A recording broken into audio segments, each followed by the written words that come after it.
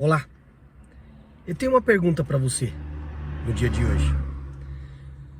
Você já ouviu falar sobre a visão da escada? Conhece a visão da escada? Aqui esta é uma palavra que está no livro de Gênesis, onde Jacó sai da sua casa em direção à terra do seu pai, para ali então buscar uma esposa. E coisas acontecem neste caminho. Quero compartilhar com você o que de fato é esta visão da escada e como ela se relaciona com o nosso dia a dia, com a nossa vida. Fica aí com a gente, acompanhe até o final e deixe Deus surpreender. Bom, essa história está no livro de Gênesis 28, a partir do versículo 10. A minha tradução tem exatamente este título: A visão da escada. Jacó partiu de Berseba e seguiu para Harã. Quando chegou a um certo lugar, ali passou a noite, porque o sol já havia se posto. Pegou uma pedra daquele lugar e fez dela o seu travesseiro, e se deitou ali mesmo para dormir. E sonhou: eis que estava posta na terra uma escada cujo topo atingia o céu, e os anjos de Deus subiam e desciam por ela. Eis que o Senhor estava perto dele e lhe disse: eu sou o Senhor, Deus de Abraão, seu pai, e Deus de Isaque. A terra em que você está deitado, eu darei a você e a sua descendência. A sua descendência será como o pó da terra, e você estenderá para o oeste e para o leste, para o norte e para o sul. Só até aqui, amados. Então esta é a visão da escada, que está na palavra de Deus. Aqui Jacó sai de sua casa meio que fugido, porque ele roubou a primogenitura do seu irmão Esaú. E Esaú está furioso porque ele trapaceou, se fez se passar por Esaú, porque Isaque já não enxergava bem, e tomou a primogenitura de Esaú. Então essa situação é uma situação bastante desconfortável. Jacó sai da sua terra meio que sem nada, está aqui numa terra desconhecida, sem provisão de nada. Usa uma pedra como travesseiro. Olha a situação em que Jacó se encontra. Mas aí ele tem um sonho, e não é simplesmente um sonho, mas uma visão, como está aqui, esta visão da escada. E aqui Deus pessoalmente vem falar com ele. E como pode, né? Se você e eu olharmos para o que tinha acabado de fazer Jacó por essa história, nós falaremos: nossa, Jacó não merecia isso. Mas Deus tinha um propósito na vida de Jacó. E esse propósito é declarado pelo próprio Deus através dessa visão da escada. Então Jacó vê anjos subindo e descendo, e Deus está ao lado dele. Que fantástico, né? E diante desta palavra, eu venho aprendendo algumas coisas em relação ao nosso crescimento, e eu venho aprendendo que tudo na nossa vida tem uma utilidade. Tudo na minha e na sua vida tem uma utilidade, para te tirar dos caminhos de Deus ou para te manter nos caminhos de Deus. Mas a escolha vai ser sempre minha e sua. A escolha de crescer profissionalmente, crescer com a família, crescer com seus negócios, e a utilidade de cair também. Há uma utilidade na sua vida para crescer. subir os degraus dessa escada. Mas há várias utilidades para te derrubar dessa escada, ou para você mesmo ir descendo degraus ao invés de subir. A escada será sempre a mesma, mas a opção de subir essa escada e crescer, ou a opção de descer essa escada e cair, regredir, ou talvez cair de fato, é minha e sua. Então aqui, Deus me deu aqui a noção de 2 nomes para a mesma escada. O primeiro nome é a escada da queda. Na escada da queda, imagina que você está no meio dessa escada. Você e eu estamos no meio dessa escada. E esse primeiro nome, escada da queda, ao invés de subir, você começa a descer essa escada, como se fosse a nossa vida, e é de fato. O primeiro degrau aqui do meio, né? Estamos falando do meio da escada. Mas o primeiro degrau para baixo é a dúvida. Nós começamos a duvidar das coisas, duvidar de Deus, duvidar de nós mesmos.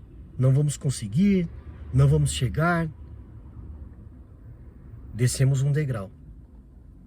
E descendo esse degrau da dúvida, vêm as preocupações. Quem tem dúvida se preocupa. Quem está com dúvida começa a se preocupar com as coisas. E o excesso de preocupação nos leva à ansiedade. Quantas pessoas hoje sofrem deste mal, da ansiedade? E tem a ansiedade clínica, que é tratada com medicamentos, com oração também, com buscar a Deus. Mas tem a ansiedade que é causada pelo excesso de preocupações. A ansiedade, segundo os psiquiatras, os psicólogos, é excesso de futuro. Nós nos preocupamos tanto com o futuro que esquecemos de viver o presente. Estamos aflitos ali fazendo coisas no automático, distraídas, e esquecemos de viver o presente. Essa é a definição de ansiedade. E a nossa mente às vezes trava nisso. Estamos descendo aqui, a escada da queda. Então, da ansiedade, descemos mais um degrau. Se a gente continuar dessa forma, não buscar sair, não buscar se mexer, se movimentar, vamos descer mais um degrau. E o próximo degrau da ansiedade é o contrário dela, a depressão. Ah, mas o que eu tenho hoje pode virar depressão? Pode. Existem pessoas que transitam pelos 2 polos e fazem tratamento para isso. Isso envolve várias coisas, não só a medicação, mas hábitos alimentares saudáveis, prática de exercícios físicos, se alimentar bastante da palavra de Deus também. Um degrau abaixo da ansiedade é a depressão. E o que os psicólogos dizem também, psiquiatra, é que a depressão é excesso de passado. Você começa a pensar em tudo que aconteceu no passado, que te feriu, que te magoou, e fica preso ali. É como se você, quem é da minha época, por exemplo, como se tivesse ali um disco, um DVD, que é um pouquinho mais novo, né? Girando, girando, e ele tá arriscado, normalmente é o disco, né? O DVD ele para mesmo. O disco de vinil, ele chega num ponto que está arriscado e ele começa a pular. Volta pro mesmo ponto, volta pro mesmo ponto. A depressão é assim. Excesso de passado perturbando o presente e prejudicando o futuro. Isso é o que a depressão faz conosco. E qualquer um de nós está sujeito a isso. Por isso que é tão importante a gente se preocupar com o que está alimentando as nossas mentes. A depressão é o fundo do poço? Não. Ainda tem mais um degrau. É o último degrau da escada? Não. O último degrau da escada é o medo. Porque a depressão gera medo. A ansiedade também gera medo, insegurança, os dois geram medo. A depressão é quase o último degrau. Mas nós sentimos mais medo na depressão do que na ansiedade. E o medo, se a gente parar para pensar, é uma cilada, é um engano, é uma mentira. Existe o medo saudável. Por exemplo, uma pessoa que não sabe nadar, ela vai entrar numa piscina rasa ou no mar até a cintura, porque ela tem medo, porque ela não sabe nadar. Já uma pessoa que sabe nadar, se ela estiver em sã consciência, não vai abusar. Mas uma pessoa que não está em sã consciência, vai querer ir cada vez mais fundo. Com a mente perturbada, com a mente prejudicada por algum entorpecente, álcool, drogas e por aí vai, ela vai abusar. E a maioria das pessoas que morrem afogadas, é por excesso de confiança. São as pessoas que sabem nadar, as que mais morrem afogadas. As que não sabem, não morrem porque elas não vão enfrentar. O medo vai bloquear. Mas aqui é um medo porque a pessoa não sabe fazer. Mas tem um medo que é uma mentira. O medo, por exemplo, de que você não vai conseguir, nunca mais vai arrumar um emprego, nunca mais vai ter uma outra pessoa do seu lado se você foi abandonado, deixado para trás.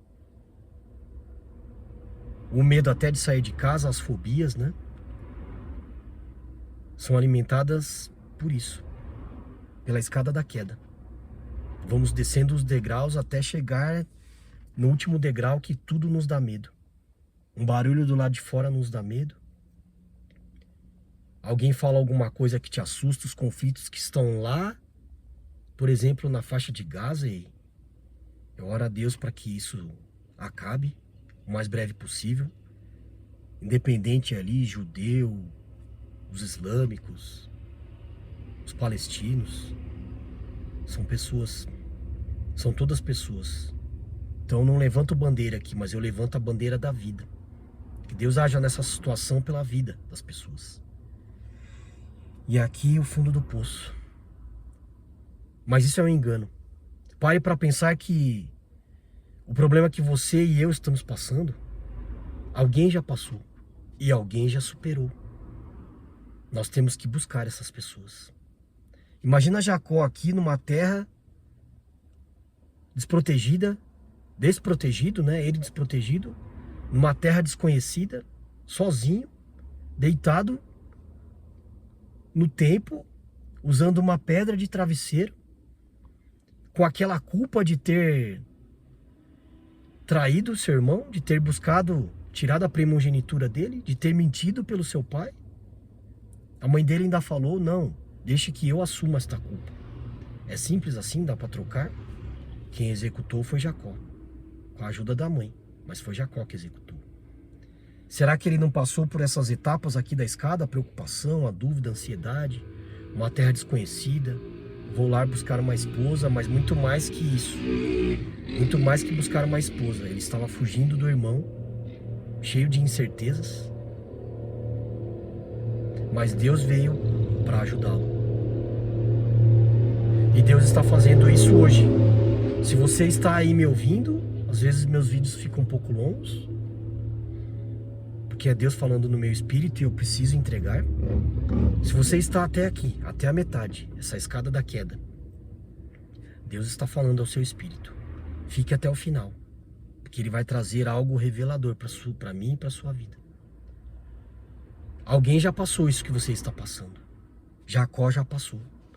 Jesus já passou. Imagina indo para a cruz. Ele veio para cumprir o seu propósito e Ele cumpriu. Mas será que Ele não teve medo e angústia? Teve, isso está declarado. Pai, se for possível, afasta de mim este cálice. Mas se não for, que seja feita a tua vontade. Qual é a vontade de Deus para isso que você está passando? Ah, mas foi eu que causei tudo isso, não tem problema. Ah, mas foi as pessoas que me deixaram assim, não tem problema. Tem solução.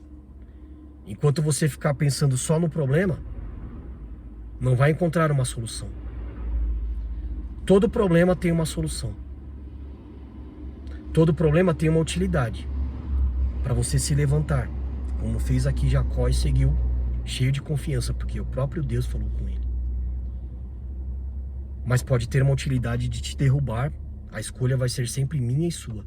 Independente da situação, a escolha é minha e sua. Deus vai te apoiar se você decidir subir a escada. E aqui eu quero dar o outro nome da mesma escada. A escada que até aqui eu chamei de escada da queda. Agora eu chamo, com essa visão de Jacó, de escada da postura. Você e eu temos livre arbítrio. Quem entregou a vida para Jesus não deveria ter mais, mas nós temos escolhas. Você pode escolher, ao invés de continuar descendo essa escada ou parar lá no último degrau, voltar todos e subir. Como faziam os anjos, eles subiam e desciam, subiam e desciam. Quando você tiver uma postura firme na fé cristã, você vai poder subir e descer essa escada sem se abalar. Mas por enquanto busque subir. Suba essa escada. Vá até o meio. Mesmo com as dúvidas aqui, né, com o medo, com a depressão ali tentando te pegar, a ansiedade, as preocupações e a dúvida, volte lá para o meio dessa escada. E aqui, a partir da dúvida, a dúvida pode gerar reclamação e murmuração. Está no mesmo degrau aqui, a dúvida, murmuração e reclamação. Suba um degrau ao invés de descer. Um degrau subindo, a dúvida, a reclamação e a murmuração, é o degrau da justificação. A gente começa a querer justificar aquilo que estamos passando. Ainda não é o melhor degrau, mas já é um caminho diferente do que a murmuração. Você começa, para de reclamar, para de murmurar, para de duvidar e começa a justificar as coisas. Por que isso está acontecendo? Junto com a justificativa, o próximo degrau é o questionamento. Por que isso está acontecendo comigo? Alguém já passou por isso e tem uma solução. Eu garanto para você que alguém já passou o que você está passando. Você não é exclusivo. Você não é o único prejudicado. A última cereja, né? A cereja do bolo, não. Todos nós somos iguais. O problema é que você está passando, alguém já passou e alguém já superou. E você também pode. Você também pode superar. Então ali, comece a parar de justificar e comece a se questionar. Questione a si próprio. O que você está fazendo? Coloque na mente ainda que você não sinta. Alguém já passou por isso. E eu quero saber o que essas pessoas fizeram. E aí, ao invés de ficar perdendo tempo nas redes sociais com futilidade, se você não conhece ninguém perto de você que passou por isso, busque primeiro na palavra do Senhor. Jacó passou por isso. A mulher do fluxo de sangue passou por isso. Ela começou a se questionar. Ela questionou ela mesma. Se eu simplesmente tocar nas vestes de Jesus, eu serei curada. Ela se desafiou. Ela se desafiou. Teve convicção de que se ela tocasse nas vestes de Jesus, ela seria curada. Jacó seguiu adiante. Nós conhecemos a história de Jacó. Ana, mãe de Samuel, era uma mulher estéril. Ela se questionou: o que eu posso fazer? Continuar buscando ao Senhor todos os anos, até que ela recebeu a bênção. A mulher do fluxo de sangue também, até que ela recebeu a bênção. A diferença está na atitude que você e eu tomamos. Mesmo sem sentir, se você toma a atitude certa e tem a convicção de que se alguém venceu, você também pode, vai te ajudar a subir esses degraus. Então, questionar. Mas aí, se questionar não resolve, mas propor soluções. Você nunca mais termine de falar sobre o problema trazendo de volta o problema. E sendo a última palavra o problema. A última palavra nunca pode, as últimas palavras nunca podem ser o problema. Podem ser a primeira. As primeiras palavras o problema. Mas as últimas, quais são as soluções? E se você conhece alguém que está passando isso e quer ajudar essa pessoa, ouça, pode ouvir o problema dessa pessoa. Mas proponha soluções, ou melhor ainda, porque as pessoas têm mais facilidade de aplicar aquilo que elas mesmas decidem do que o que a gente propõe, né? Tem um ditado que diz que se conselho fosse bom, não se dava, se vendia, né? Não é bem assim. A palavra de Deus não é assim. Mas existe esse ditado. Então, se você, ao invés de propor situações, puder tirar dessa pessoa o que ela propõe? Ela te trouxe o problema. Eu estou desempregado, não estou arrumando nada. O que você propõe? O que você sugere?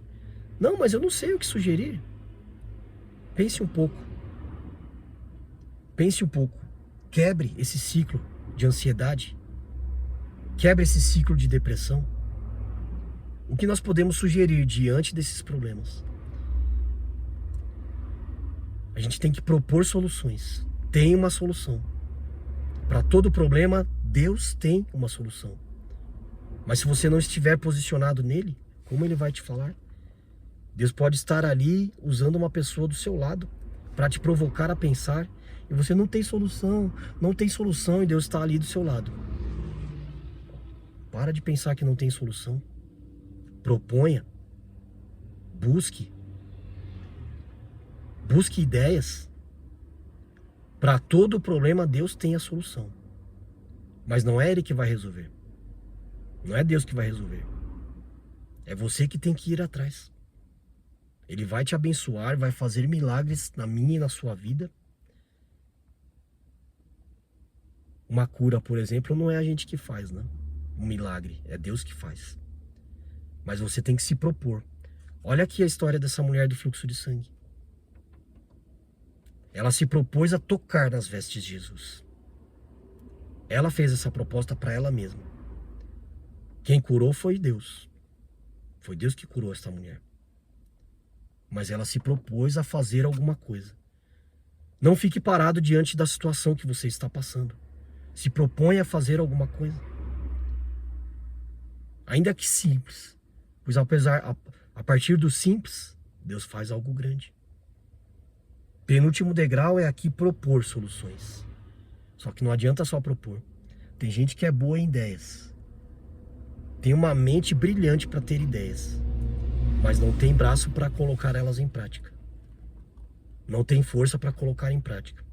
Não adianta ter uma ideia mirabolante, genial, fantástica, que não sai do papel, que não sai da mente. Tem que colocar em prática. A mulher do fluxo de sangue fez isso. Ela se propôs a tocar nas vestes de Jesus. Mas ela foi além. Ela não só falou, se eu tocar nas vestes de Jesus... Pensou se ela estivesse lá com medo, ansiosa, depressiva, preocupada. Se eu tocasse nas vestes de Jesus, se eu tivesse tido a coragem de tocar nas vestes de Jesus, talvez eu teria sido curada. Não, ela foi lá e tocou. Enfrentou todo o preconceito da época, com as pessoas impuras. Enfrentou a todos. Saiu no meio daquela multidão que ela não poderia estar ali. E tocou nas vestes de Jesus. E a fé dela fez com que ela fosse mais do que curada. Porque o próprio Jesus declara isso quando ela revela. Quando ela se revela o que ela passou ali, o que ela estava passando, Jesus não fala assim, a sua fé te curou. A sua fé te salvou. Essa mulher foi muito mais do que apenas curada naquele fluxo de sangue. Ela foi salva. Olha que bênção. Essa é a escada da postura. A postura aqui é se posicionar. Mesmo com dúvida. Mesmo com medo. Quebre o medo, porque o medo é uma mentira. E a gente só quebra o medo colocando as coisas em prática. Não dá para quebrar o medo de outra forma sem vencer. Se você ficar aí esperando ter coragem para vencer o seu medo, nada vai acontecer. A gente tem que ir com medo mesmo. Tendo a convicção de que se alguém já superou isso que você está passando, você também pode. Você também pode. Porque em Cristo somos mais que vencedores. Essa é a tradução desta palavra. Você acha que você vai vencer sempre, que Deus vai fazer tudo o que você quer, na hora que você quer, no momento que você quer? Não. Você que tem que colocar em prática os ensinamentos da palavra de Deus, as experiências das pessoas que já passaram o que você está passando. Sim, em Cristo somos mais que vencedores, diante de qualquer situação. Da preocupação, do medo, da ansiedade, da angústia, da depressão. Em Cristo somos mais que vencedores. Mas vai sempre ter a minha e a sua parte. Vai para cima, irmão. Vai para cima, irmã. Não fique aí parado no último degrau da escada. Troque o nome da escada que você está hoje. É uma escada só. A decisão de subir ou descer é minha e sua. Troque o medo. Troque o nome dessa escada aí. De escada da queda para a escada da postura. É a sua postura que vai te tirar daí. É Deus que vai te abençoar. É Deus que vai abrir as portas, o caminho e o ensinamento das pessoas que trazem essas coisas para você. Mas a decisão de colocar em prática é só sua. Ninguém vai poder fazer isso nem por mim, nem por você. Fique com essa palavra no seu espírito, porque o coração do homem é enganoso. Que Deus abençoe seu dia, sua casa e toda a sua família em nome de Jesus. Amém. Até mais, amados.